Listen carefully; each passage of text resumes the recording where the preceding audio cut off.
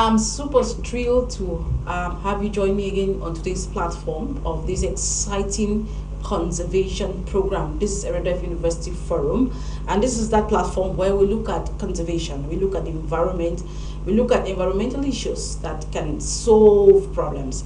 Today is going to be so exciting because we will be looking at NGO management. We will be looking at how to raise funds, and we are going to be focusing on a particular school, the School of Fundraising and Civil Society Studies at Erudef University Forum. Yes, I have wonderful guests onto this platform. They will be telling us how, so far, as a student of that of that particular school, they have been empowered and they will be empowered so far. And of course, we are also going to be having the president and mentor of the school to join us on this platform. I don't know what you'll be doing without watching this show. Just get a pen and paper. If you are inspired to have your own NGO, or you're inspired to start project writing, or you want to start doing something as a group, then this is that time. Please don't move a muscle. When we come back, you'll be my special guest.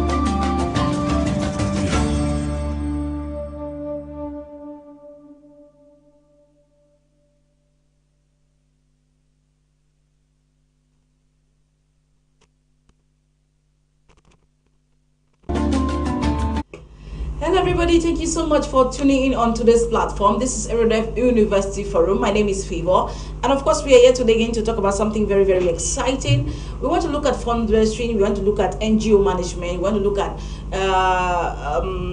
the environmental Erudef University Institute, the school that talks about NGOs, management, project writing, and it's going to be so awesome. I know we don't want to miss out. You want to stay clue. Maybe you have an inspiration, or you have an NGO that is young, or you are inspired to start up your own civil society group, or you have a group that you need to raise funds. I think this is the time for you to jot down some notes or some things on how you could kickstart that vision.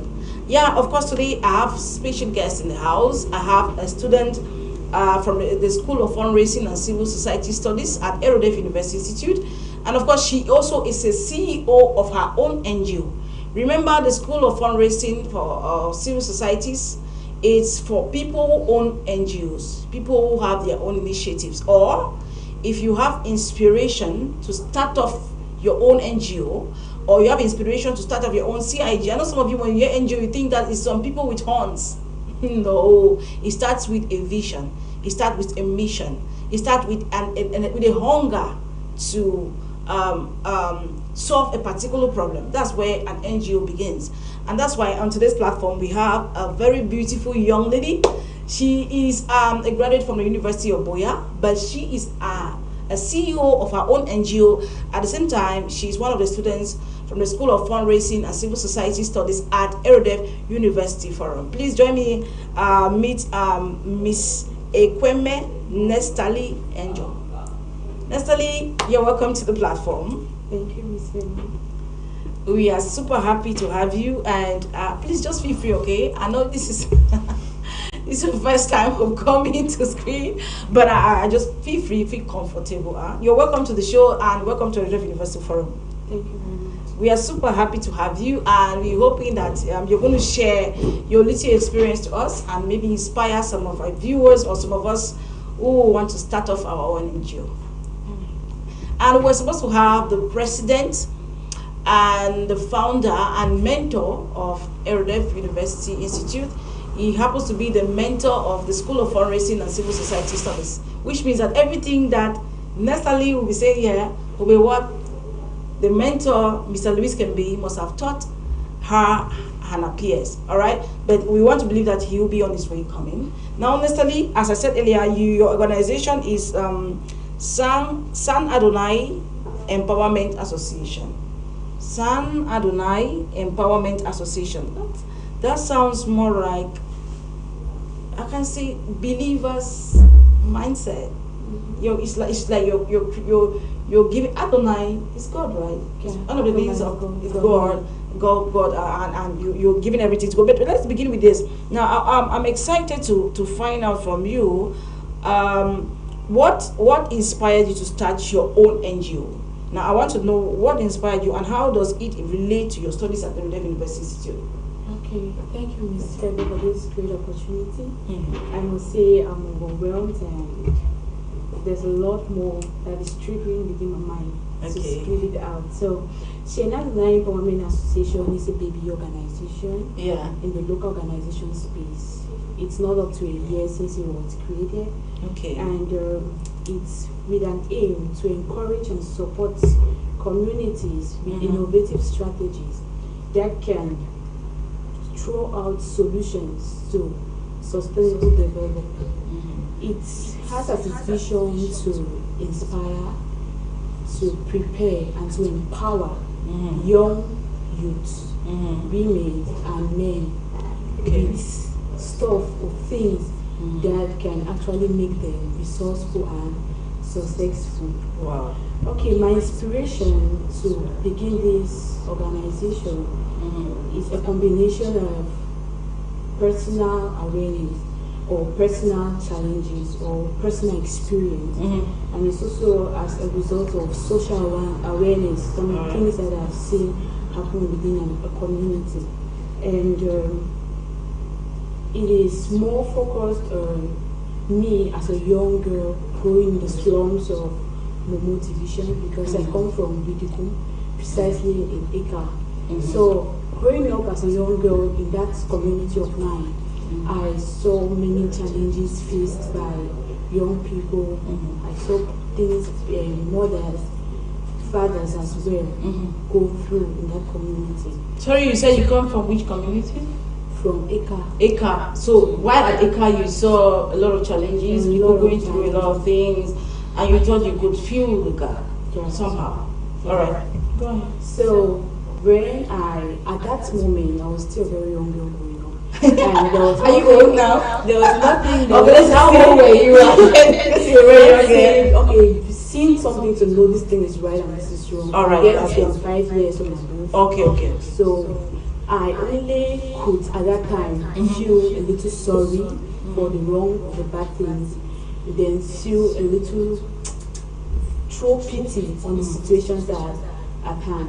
So now, when I had to actually grow to the teenager that I am, with a lot of exposure to the organizational space, a lot of exposure, educational exposure, I now knew I need to stand up and face this reality. Not only my community facing this stuff, but other communities that I've been to and I've seen.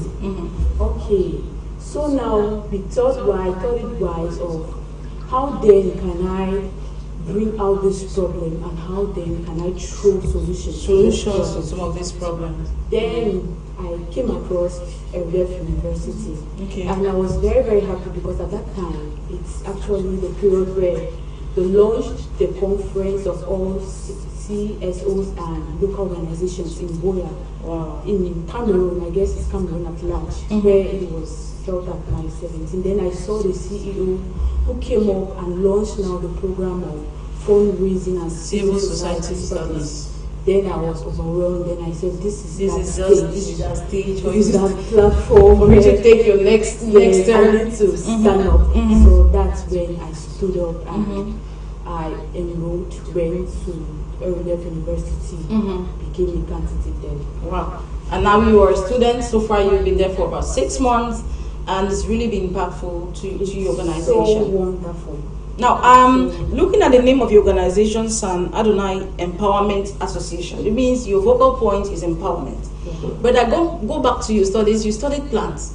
Plants has to do with the environment. Okay, not only focusing on empowerment.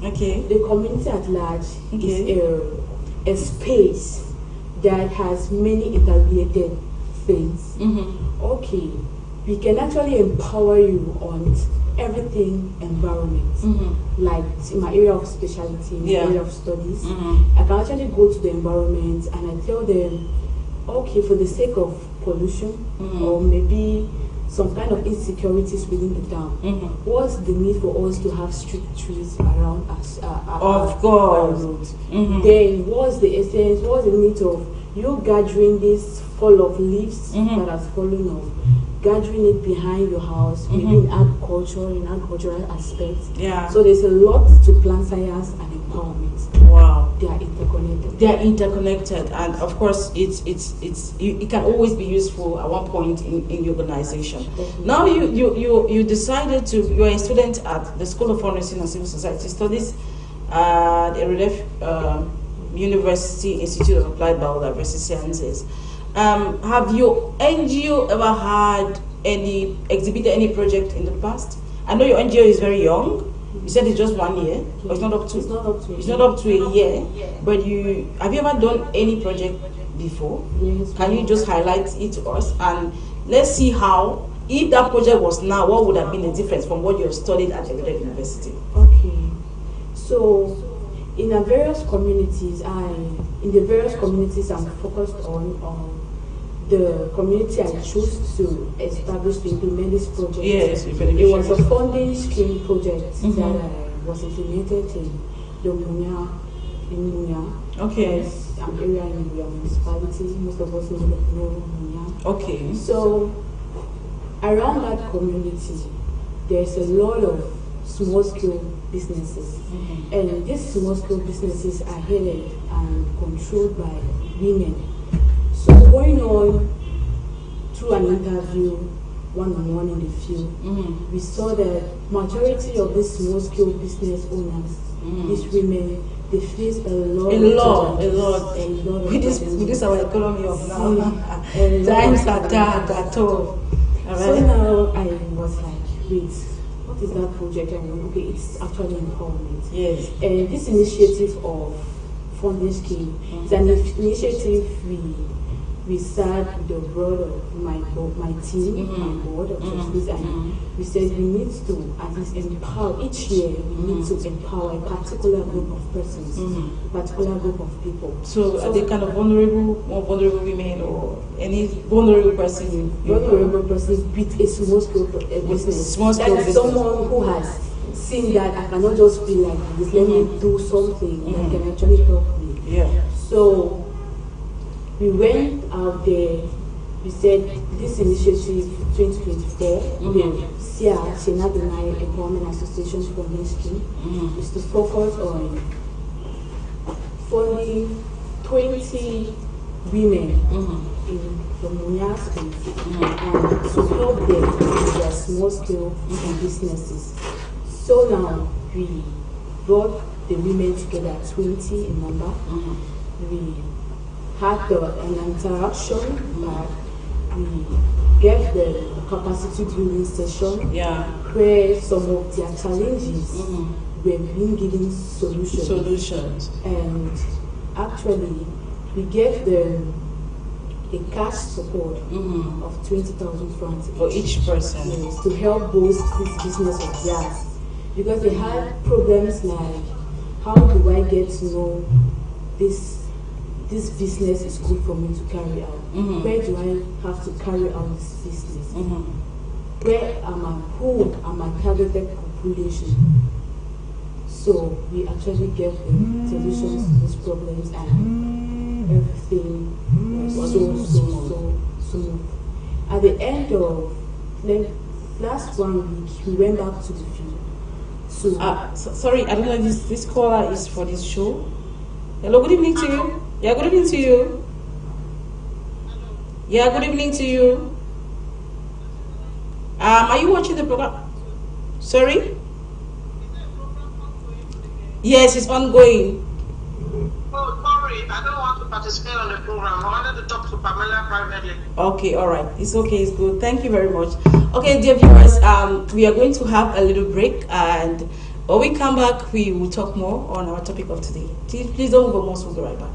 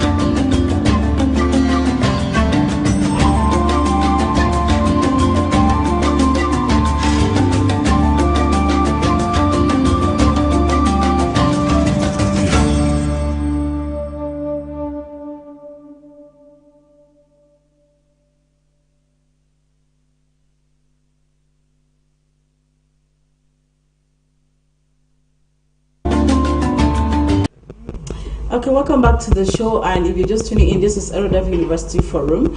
And so far, so good. It's been really enriching on the platform. Some of you who are having the passion to start off your own NGO, or you want to get knowledge on how you can raise funds to exhibit your project, I think this is the right platform. This is the time, because today our topic of discussion is funding the future, empowering NGOs and project leaders at Erudef Biodiversity University.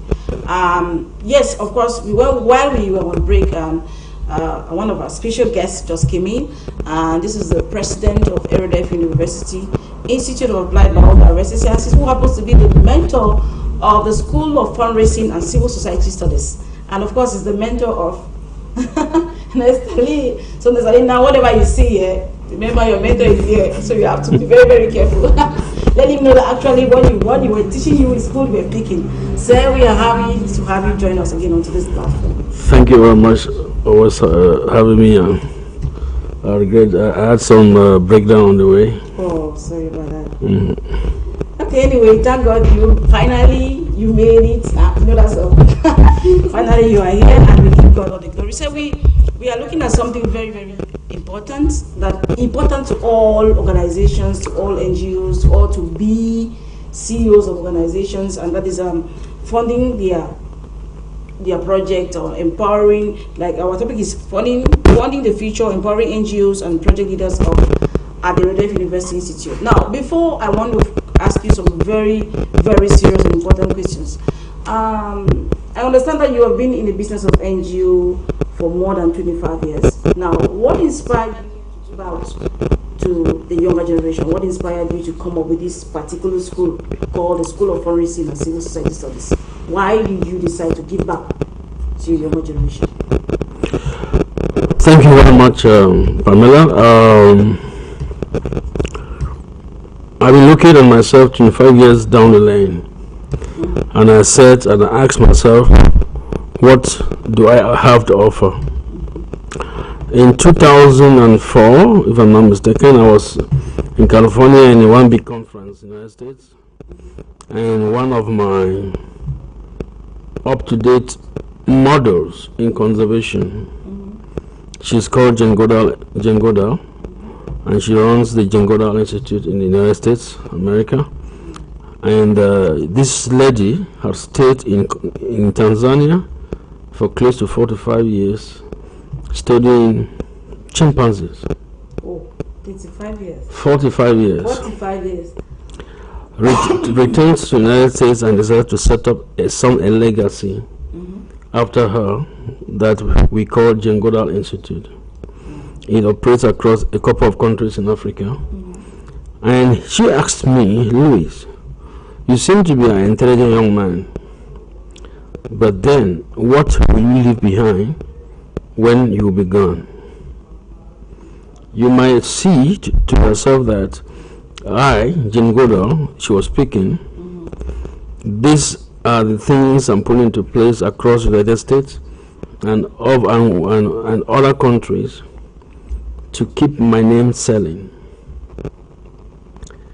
And I told her, Jane, I would think about it, but rest assured I will not fail you. That was 2004, 2005, and in 2024, about 20 years, this project came to limelight. So we must always have kind of inspirations, and prior to that was the project of the Erudef University, which is all along the line of building capacity, succession plans. So definitely I think my motivation is also because when I left university and was waiting at the doors of getting employed into this public service of Cameroon, a senior colleague of mine also asked me the same question. Louis, what are you going to be doing in the public service of Cameroon when there are more exciting opportunities out there?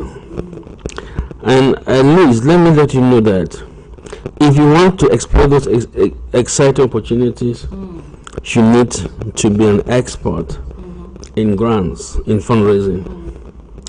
And I received my first training in fundraising, grant scientific writing. I guess that was 1993.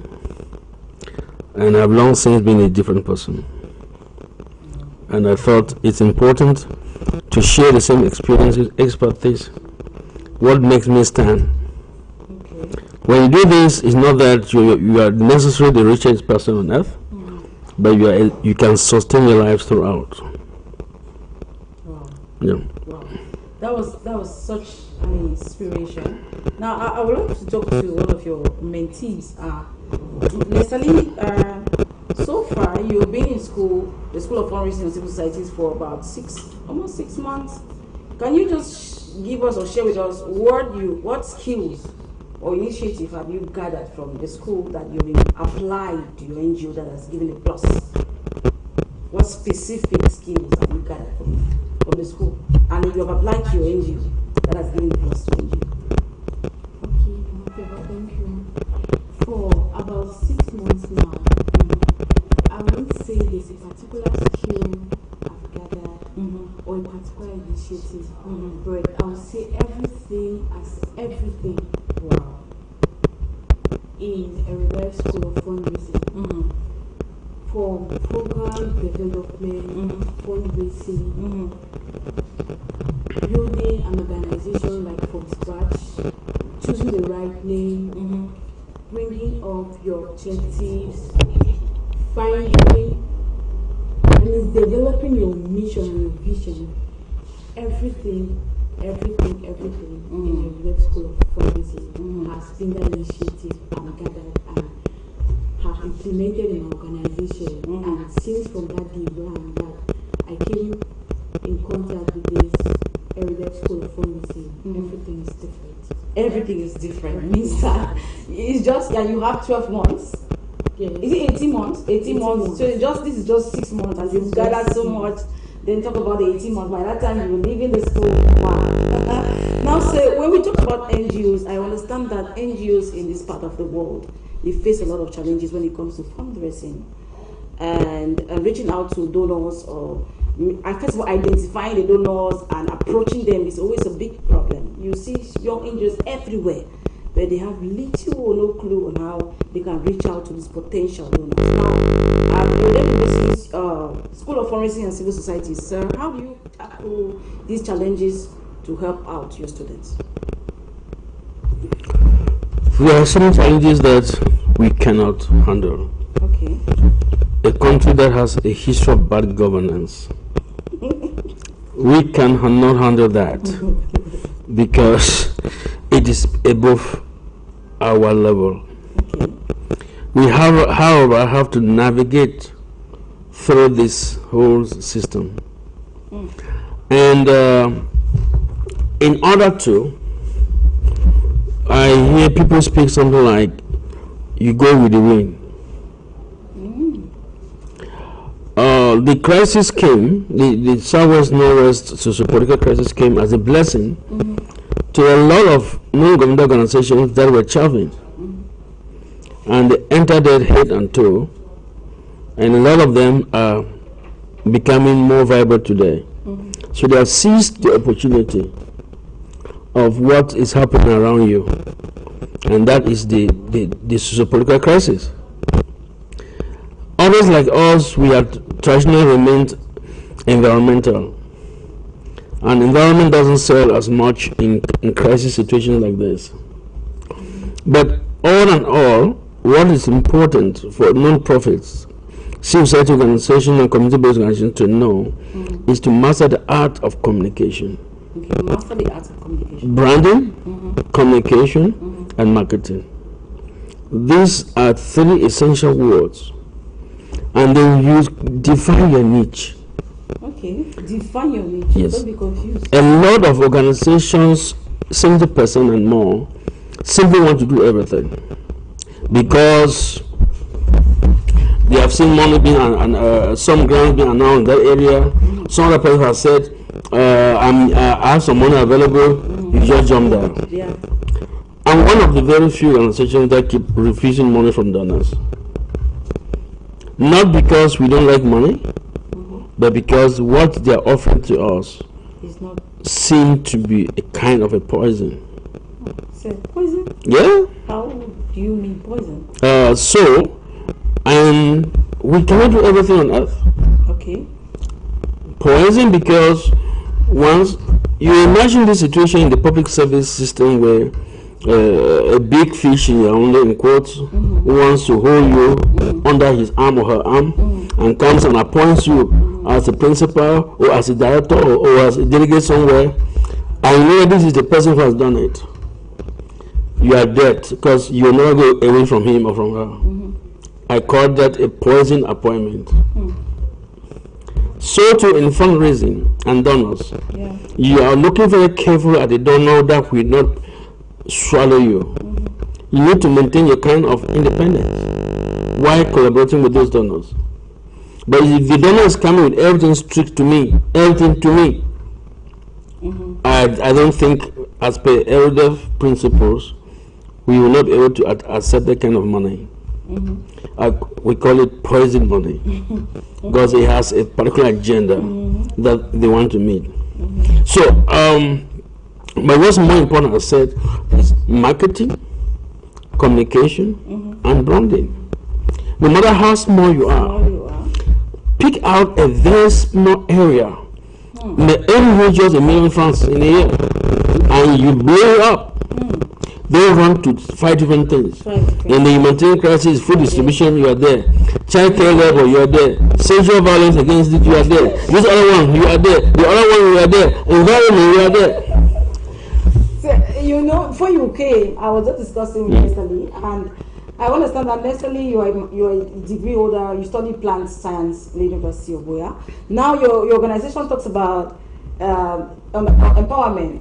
And I was like, how does that merge? Now, can she not add her plant science to her empowerment? Now you say people should be specific. As a mentor, what advice would you give her or another person who falls in the same shoe? A young woman came to my office a few days ago and said she's from UB, masters in whatever like that, conservation or what, and that she wants to let you heard so much about me, about my organization, and wants to come and get training. I said, no problem. Next week, you are heading for the BLM for 2.5 weeks.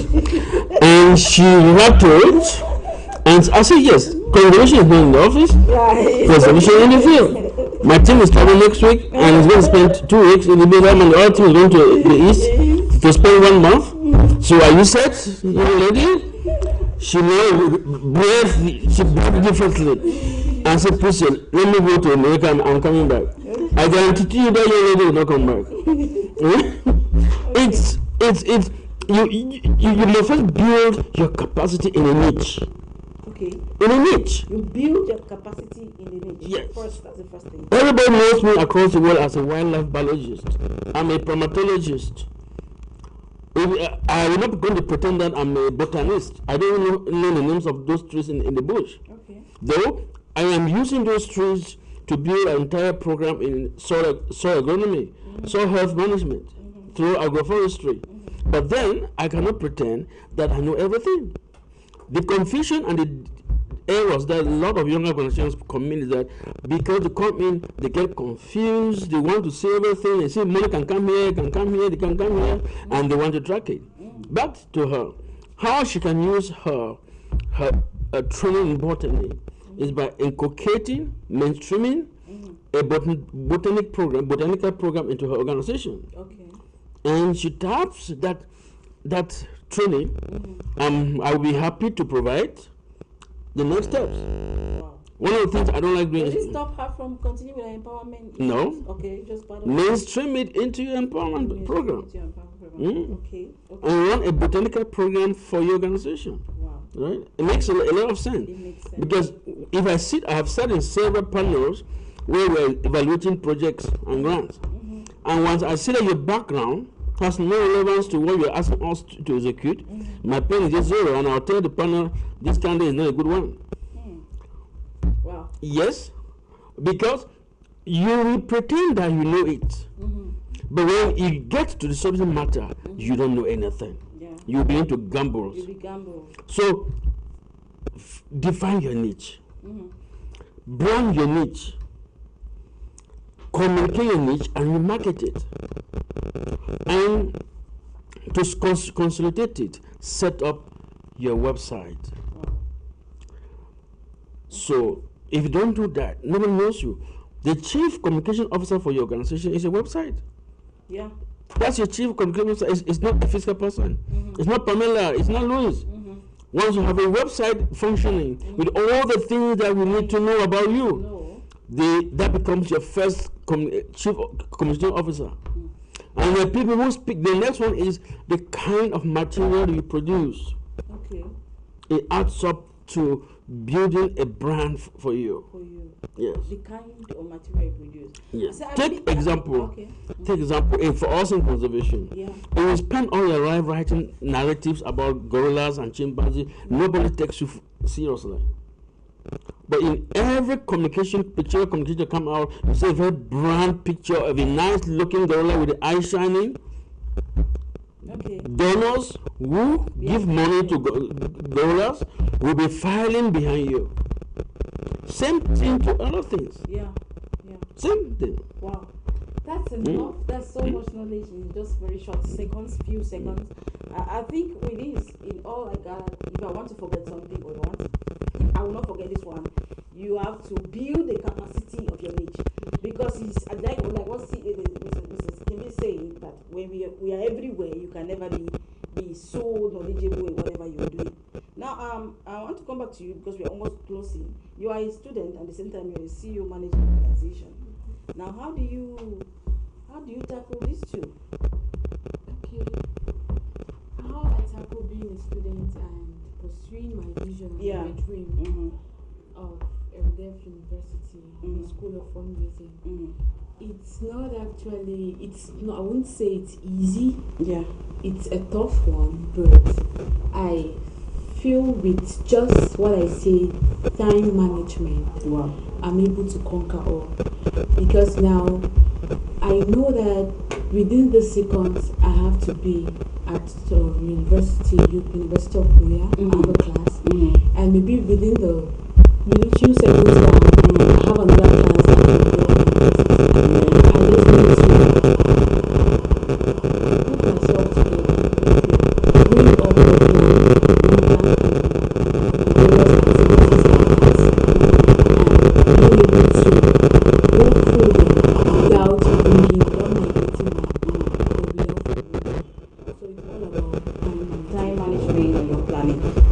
we would love to know, we really very interested in this School of Fundraising and Civil Society Studies, and we want to know the model. Now, what's the journey like this 18 months? What are students going to, because so far the way I'm seeing from the study, she's really glad at the expect. It shows that there's still much more to gather from the institution. So what's the model at the School of Civil Society? Civil Society Studies? The School of Fundraising and Civil Society Studies, it's kind of a 3-part program. It targets principally 2 categories of people. If you want to set up an organization and run it, you're not yet been set up. But if you want to set an organization and run it, you come to the school. We will help you build the organization, set it up, and then show you how to run it, and then show you how you bring money into it. So that's the one category. The second category is those who already have organizations, but they don't know how to bring money into their organizations, or they don't know how to build sustainable funding streams into their organizations. In the last 25 years, we have gained a lot of experience on what it takes to build a sustainable organization, and I think we want to share this. And we'll also be inviting all the civil societies. We'll be announcing soon, hopefully by next week, the Civil Society Forum.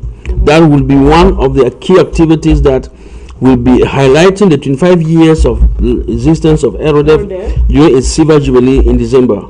So from 3 to 7 of December 2024 in Boya and Douala respectively, we'll be running activities, and one of the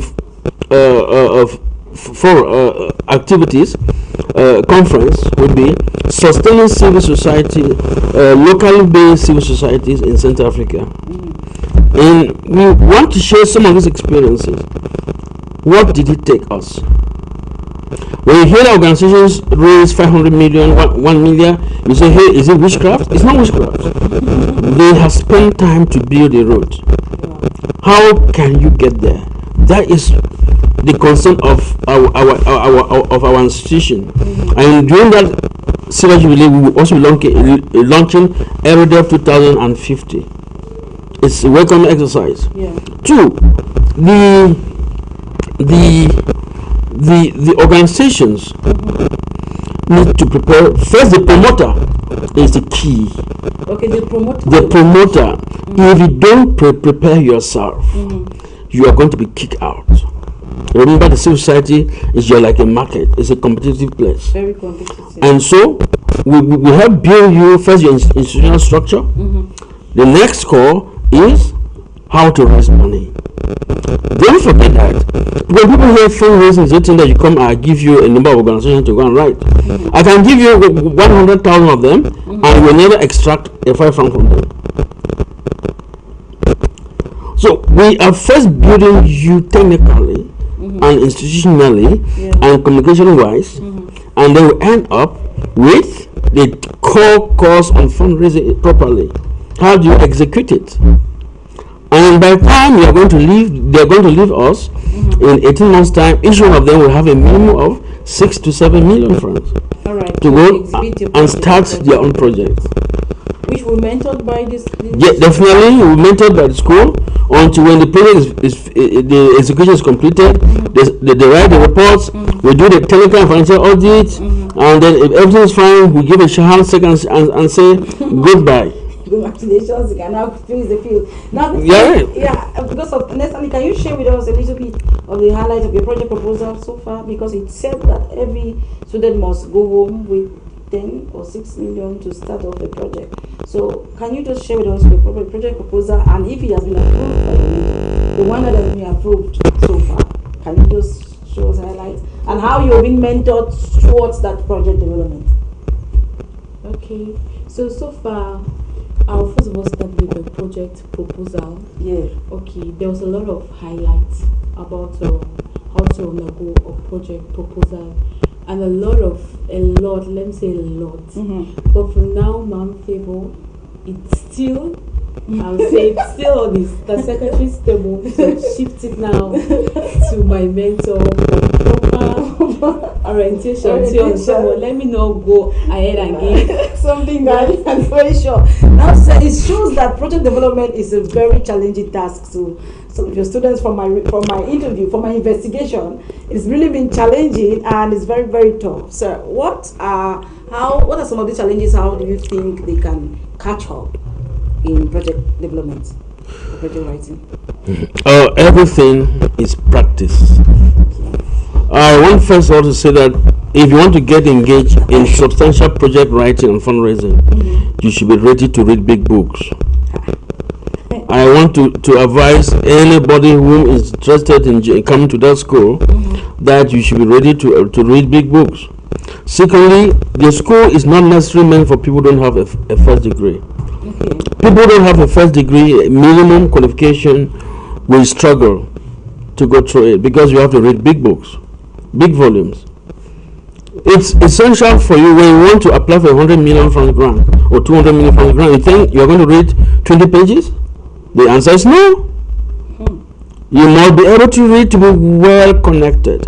Any individual who has successfully raised 100 million or 200 million and above should be able to go and defend his PhD. To put in a very plain form like that, you should be able to defend a PhD and have 5, 6, 7 publications published simultaneously. Because you need to be well informed from all the directions of your project. Yes. From policy perspective, technical perspective, community perspective, scientific perspective, and long-term vision perspective. So do you think that's why it's good? Do you think that is maybe for starting a project or exhibiting a project, starting a project, don't you think that it's good to start with something very small first? Of course, I'm just telling you that if somebody any person who has raised 100 million, 200 million, 300 million, etc., in going up, has reached that level, because it's not given to you. It's not given to you. Even if a donor tells you, please, Louis, come, take 100 million, you have to justify it. The only thing he has done or she has done is that there's money there waiting for you, right? And justify why you need this money. Wow. Yes.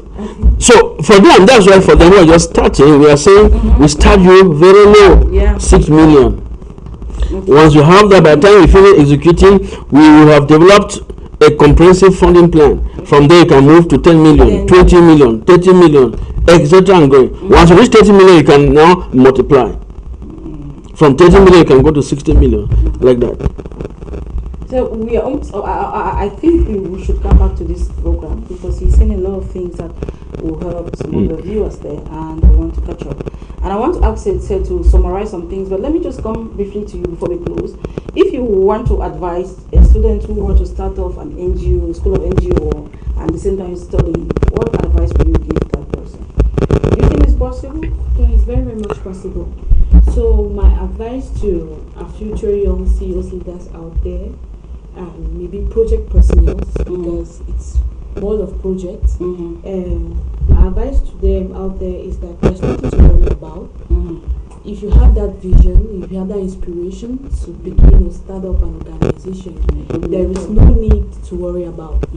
Also, to those who already have these organizations and don't know how to run it or don't know how to go about every aspect of that organization, there is actually no need to worry, because Erudef University School of Fundraising and Civil Society Studies is very much open to mentor you, to pick you up and bring that vision and mission into reality, to bring it up to the table for you now to be able, with that platform where you come and you pour it out and they put it together for you. So I just want my young CEOs out there, or anyone who is inspiring to have one, that with determination and commitment, everything can come to exist. It can really come to exist, especially when Erudef University Institute, School of Fundraising and Civil Society Studies, where they are there to help you, to see you through that particular program. Now, sir, I want to start up my own NGO. I want to start raising funds. How do I go about it as a beginner? Define your niche. Define your niche. Please take that best advice. Define your niche, all right? And build that constituency. Okay. And build that constituency, all right? A niche must have a constituency. People call it a political constituency, people call it conservation constituency, might call it humanitarian constituency, whatever. Define where you are based. Okay, define where you are based. And sell it. How? Like you are selling clothes in the market, sell it. When you go to my market or to the market, you see people doing them. I get go 10 for 20 francs. I have those who go to the food market. The cheap, the very cheap, fresh bitter leaf. They are communicating. Communicate your niche. So are you saying that we should communicate the niche before you even start thinking of identifying donors? Yes. You must first build the program before start looking who is there to help us. Wow. I think that's a good big advice for our viewers, because you will not ask the second question that how do I identify my donors? No, how do I identify donors that match to my niche? First of all, start by building the niche. Yeah, if you want, we are now building an African wine niche. All right. West Africa, with our office will soon be based in Ghana. East Africa, we're office in Rwanda. The Gulf of Guinea Islands will probably be based in the South Lake Principle or something like that. Cameroon, the Chad Basin. people who are interested in setting up programs in those kind of landscapes, we are available. So, but first of all, don't come empty hands. Okay. You must have a niche. Okay, you must have a niche. If it's not money, the niche. From getting money is not about money. People keep complaining about money. I keep saying organization, people say we don't have money because the workers have refused to define their niche and cause money to come in. If you keep complaining every single day, when you have no niche you have put in place, you will never have money, and you will keep complaining till you die. Wow. You keep complaining till you die. If you come all of a sudden the best dermatologists in the world, all eyes will be shining on you. Etofis became the best player on the continent. Yeah. All eyes, and he went to Russia and picked up the highest contract ever in the world. And look at the star players.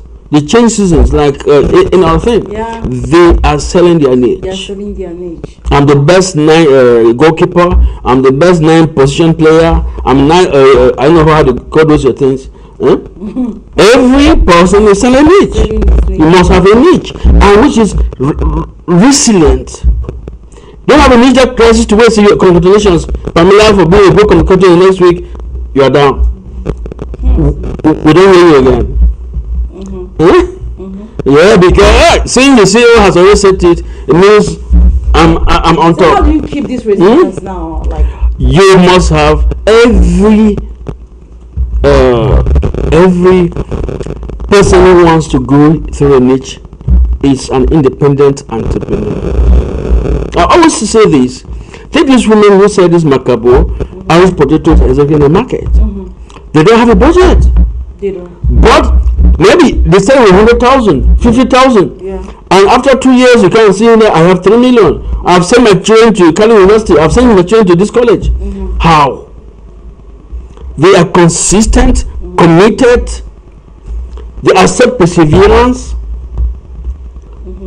And they are ready to go extra mile. I just listened to a month ago that Mama who was killed in a great supermarket. She was in the market at 5:30. She wants to get money for her children. But those of us who have degrees, I cannot do that because that Mama is an independent entrepreneur. Okay. She decides, she fixes, she visions everything for herself. Wow. But those of us who are graduates will spend time complaining. I am not well paid. You know, I'm hungry. I have. There are so many. Who has to cause you to be well paid? Is it the CEO? No, it's not CEO. You have to cause yourself to be well paid. Yeah. Wow. If you bring in money in your niche, you're a botanist, and in the next 1 year, your CEO sees you bring in 20 million. That man or that woman is going to rethink. If he or she was giving you 10,000 francs, he will probably double it or triple it. In the next 1 year, from 20 million, you go to 100 million. Hey, this is a very serious. Yeah. Right? Yeah. But if he start giving you 10,000 francs and every day you are complaining, I'm not being well paid, I'm being used, I'm doing this, I'm doing that, you think that CEO has time for you? No. Please continue complaining. Let's develop ourselves. Let's look at what we can do and not stop depending on other people, maybe the government or the bosses or whatever. I think we can depend, but you need to be building yourself, to be competitive, to be resilient, to be results driven. Yeah. A lot of our staff are not results driven. They are not target driven. Because they spend time from 8 o'clock to 6 o'clock p.m., they have worked. Show us when you are. Have you produced the phone? Yeah, please, I see that phone like that. I wanted to, but my headache. I was hungry. I want to pick my child. Oh my God. Ladies and gentlemen, at the School of Fundraising, we are helping people to stay focused, to become visionaries, and to generate income for their programs, either in social businesses. Let's say that we're not just talking just NGOs or social organizations, we're also talking companies that want to go towards social business wise. Social business enterprises are those whose profit are being transferred to charity. Oh, okay. You run as a real business, but the profit go to charity. Charity. We can help advise, can help show you move on. and continue. And I think it has been advised that many organizations should consider going that way. Wow. I think in Britain, United Kingdom, organizations operate with those double heads. The other side is a charity, and the other side is social business. Wow, there's so much, and I want to say that maybe we are going to have a part B of this talk. It's lots is inside. Now, necessarily we are almost rounding up. Maybe you have some few words before we leave to our viewers. Okay. Before the viewers, what does the future hold? Okay, yeah, go ahead. Before the viewers, this time, I want to take this opportunity to thank the CEO here seated and the Erudef staff, the whole team, for a wonderful work done.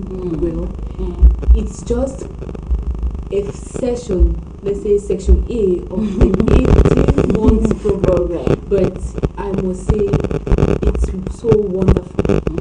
Where it has taken me to, and where I thought I had knew this opportunity, because many people hear this opportunity and still play dormant, but it's time for you to kickstart. If you're listening to us out there, if you're watching us from your TV, this is the time for you, that small organization, to take this opportunity at hand and make you see that what you've been working, what you've been doing, and have not been seeing results. This is time for you to go massive. Yeah, to go massively and go a notch further. Where else at the Erudef University Institute of Biological Sciences? So we are almost rounding up, and anyone who wants to enroll into the School of Fundraising and Civil Society Studies, is it late or? No, it's not late.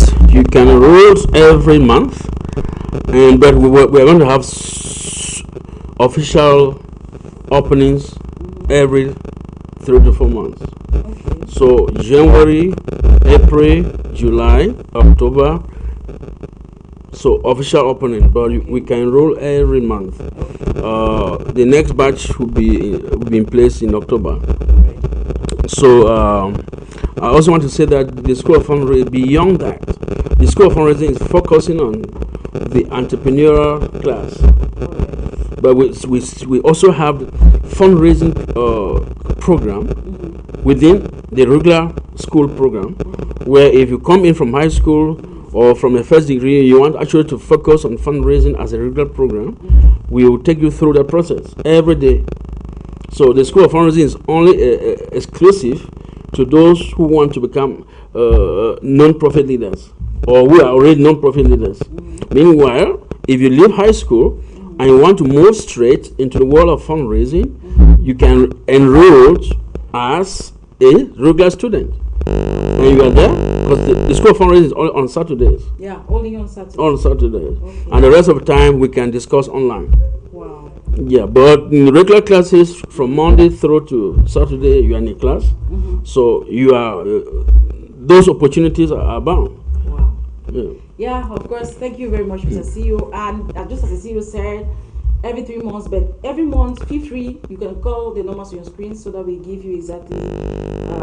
We attend to your inquiries. Anything you want to know about the school, feel free to call us. Feel free to text us, and of course, we're going to give you just the information that you needed. It has been so impactful and so empowering. Nestali, I want to say thank you so much for joining us on the platform. Thank you so much. I will wish you all the best in your journey at the Erudef University Institute. And we're hoping to see that project when it arrives, all right? Okay, so thank you so much. Yeah, yes, next Saturday we'll be doing our final presentations of the first component of the program. Wow. So we're inviting the public and those especially interested to know what is happening to stop by on campus. Venue? Campus? The venue? Maybe. Campus, Erudef University Campus. Maybe describe that is Checkpoint, Cook Cathedral Road, and 4th Street from Mayor Street. You get into it, and then the first street, which is called the Erudef University Street, you are going to find us there. Wow. So you are very much invited. Time, sir? 10 a.m. 10 a.m. to come and see how things unfold at the Erudef University, the School of Fundraising and Civil Society Studies. Thank you very much, both. The viewers, is on this note that we have come to the end of today's episode of the show, Erudef University Forum. And I want to say a big thank you to the broadcasters behind the scene, making sure that this program was a plus. And I want to say a big thank you to all the High TV staffs who making sure that we are very, very, very much okay on this platform. Please, if you missed out this episode of the show, I think the rebroadcast of the show or the program is going to be aired today on High TV Live, time 9:30 p.m. if I'm not making a mistake. But next week, hopefully, we are going to be coming again with something very, very impactful and very empowering. Please, if you want to speak to the mentor himself, the CEO or the president of the institution, call the numbers on your screen. We are going to link you directly to him. Maybe he can help you, help your NGO, help your projects, help everything they want to do, and give you just the best. Thank you. My name is Dugon Favor. Have a wonderful and blessed week. Shalom.